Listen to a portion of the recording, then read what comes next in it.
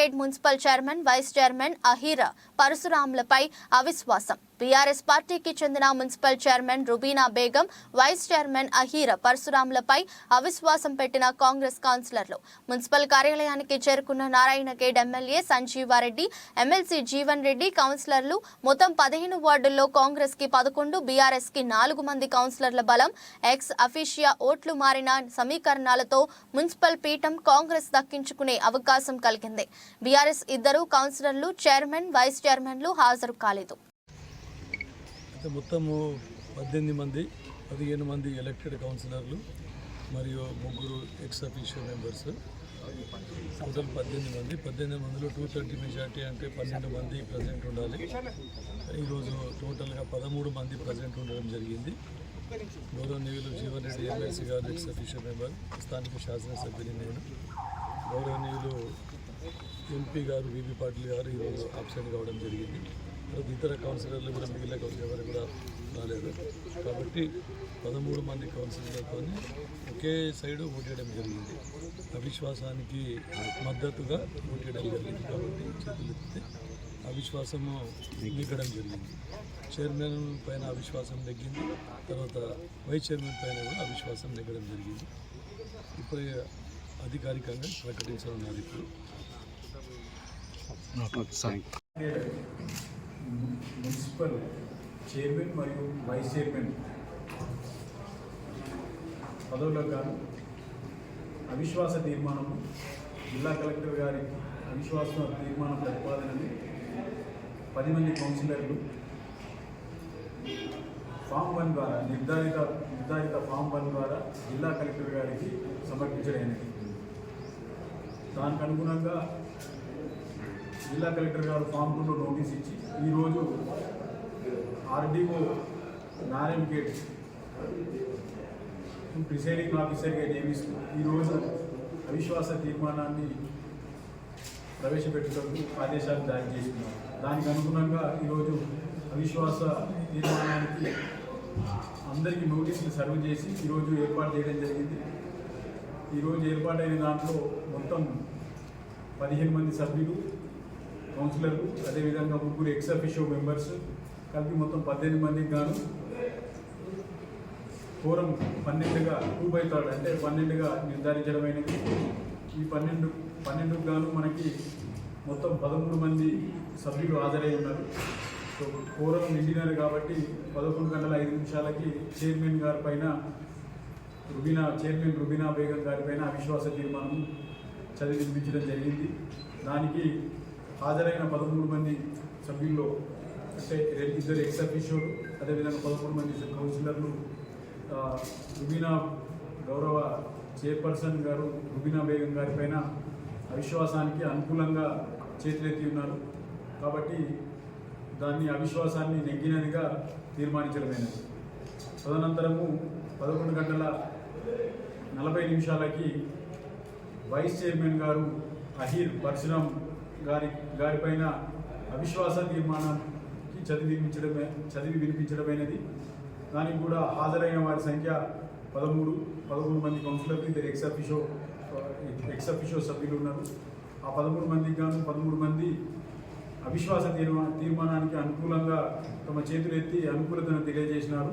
కాబట్టి vice chairman Shri Ahir Parashuram గారి పైన ప్రవేశపెట్టబడిన అవిశ్వాస తీర్మానము నెగ్గినదిగా తీర్మానించడమైనది.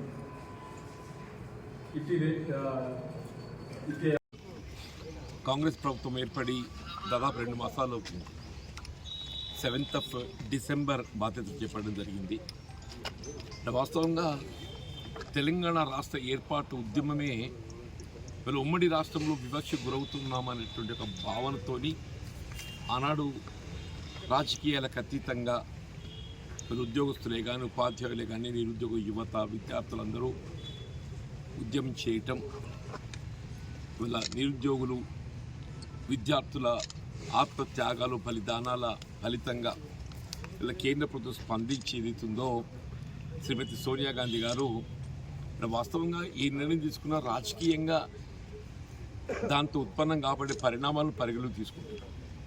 మరి తెలంగాణ రాష్ట్రం ఏర్పాటుతో ఏదైతుందో సీమాంధ్రకు చెందినటువంటి ఒక 25 పార్లమెంటు స్థానాలలో ఉనికి కోల్పోతున్నామని చెప్పని ఊహించి కూడా లెట్ వాట్ మే కమ్ ఈ తెలంగాణ రాష్ట్ర ఏర్పాటు అంశానికి సంబంధించి శాశ్వత పరిష్కారం కనుగొనాలని అటువంటి ఒక భావనతోని కాంగ్రెస్ పార్టీ సోనియా గాంధీ గారు నిర్ణయం తీసుకోవటం రాష్ట్రం ఏర్పాటు కాబట్టి ఇప్పుడు 10 సంవత్సరాలు అవుతుంది.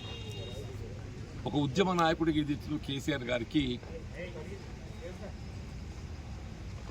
భావించి 2 పర్యాయాల అవకాశం ఇచ్చింది.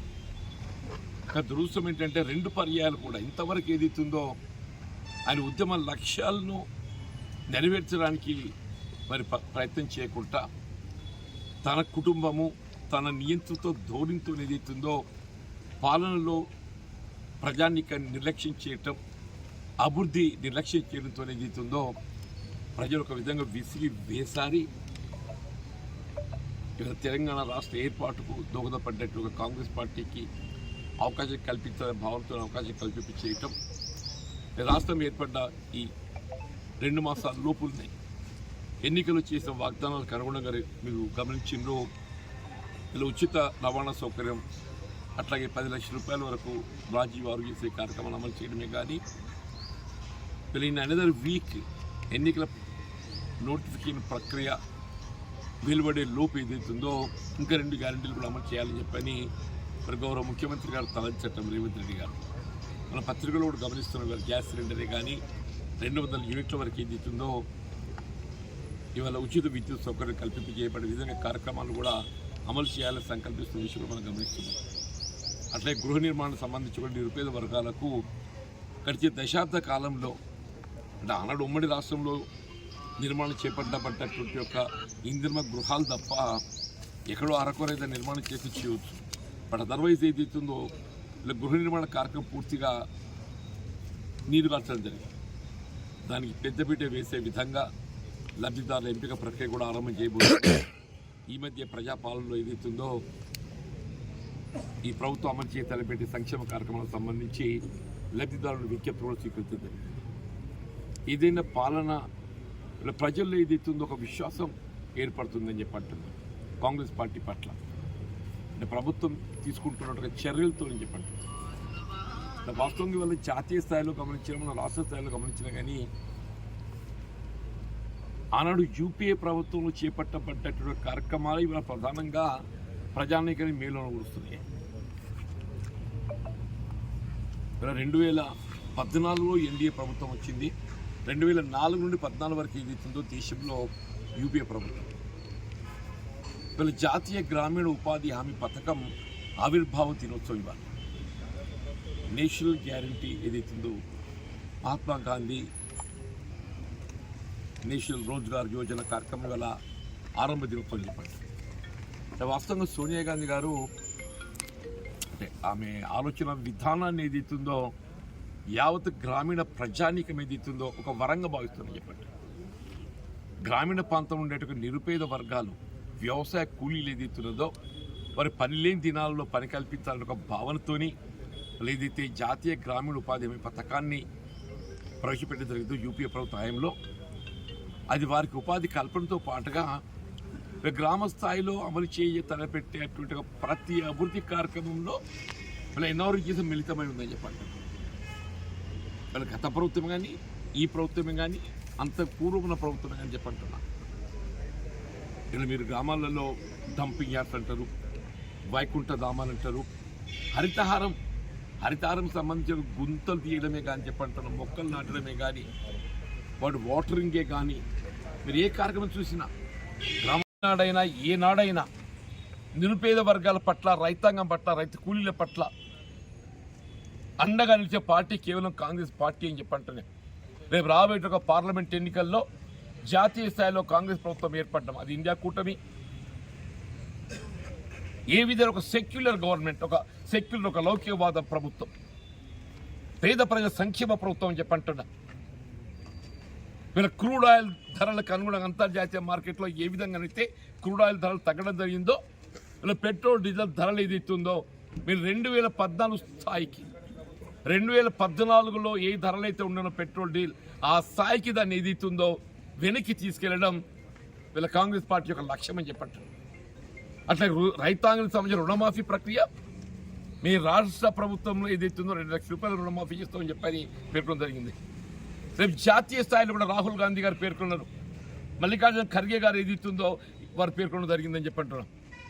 ఏ విధంగా తెలంగాణ రాష్ట్రంలో రైతాంగం రుణమాఫీ చేయడం జరుగుతుందని చెప్పి పేర్కొన్నారో జాతీయ స్థాయిలో కూడా అప్పులు నెట్టబడ్డ రైతాంగానికి మరి రుణ విముక్తులు చేయాలనే భావనతోని వీళ్ళ గత ప్రభుత్వం ఎన్డీఏ ప్రభుత్వం ఏదైతుందో ఏ విధంగా మీరు బడా పెట్టుబడిదారులకు బ్యాడ్ టెప్స్ తొలగించే విధంగా రైతు కల్పించిందో సామాన్య రైతాంగానికి ఏదైతుందో వారికి అవకాశం కల్పించడం చెప్పండి. రాబోయేట్టుగా ప్రభుత్వం కాంగ్రెస్ పార్టీ ఆధ్వర్యం లోపల పేద ప్రజల సంక్షేమ ప్రభుత్వం అని చెప్పారు. పేద ప్రజల సంక్షేమ ప్రభుత్వం చెప్పంటున్నారు. రైతాంగ సంక్షేమ ప్రభుత్వం, రైతు కూలి సంక్షేమ ప్రభుత్వం అని చెప్పంటున్నారు. ఆ విధంగా ప్రభుత్వం సెక్యులర్ గవర్నమెంట్ రాబోతుంది. ఆ విశ్వాసం మాకు ఏ విధంగా తెలంగాణలో ప్రజలు మార్పు కోరారు, ఒక నియంత్రిత పాలనకి ఏదైతుందో మార్పు కోరారు. అదే జాతీయ స్థాయిలో కూడా ఏదైతుందో ప్రజలు మార్పు కోరుతున్నారు. 2 పర్యాయాలు అవకాశం ఇచ్చిన మోడీ గారికి, అంతకుముందు యూపీఏకి 2 పర్యాయాలు అవకాశం ఇచ్చిండ్రు. వీళ్ళ మోడీ గారి ప్రభుత్వం ఏదైతుందో గత యూపీఏ ప్రభుత్వంతో మనం పోల్చి చూసినట్టయితే వాళ్ళు ఎక్సెప్ట్ నినాదం తప్ప కార్యాచరణలో ఏదైనటువంటి ఒక అభివృద్ధి సంక్షేమాలు లేవు అనేటువంటి భావనతో మార్చబోతున్నారు. కాంగ్రెస్ ప్రభుత్వం రాబోతుందని చెప్పని పేర్కొంటున్నారు.